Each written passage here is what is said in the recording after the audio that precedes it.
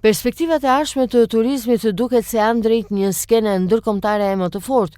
Të dhënat e Ministrisë së Turizmit, Kulturës dhe Sportit jo vetëm që tregojnë suksesin aktual në këtë sektor, por nxjerrin në pa edhe potencialin e madh ende të pashfrytzuar në Shqipëri.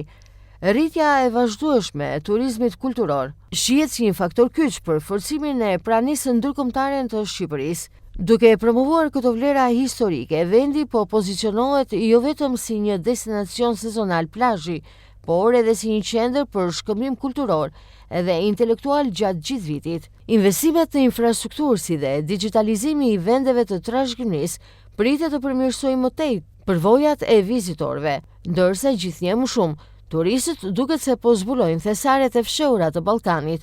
Imazhi i Shqipërisë si një vend me histori të pasur dhe identitet të gjallë do të forcohet sipas të dhënave.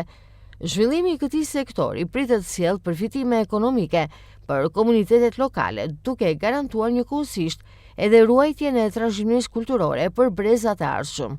Nga objektet e lashta që datojnë para pushtimit romak e deri tek dokumentimi detajuar i luftës së pavarësisë, historia e Shqipërisë rrëfehet me një energji të re.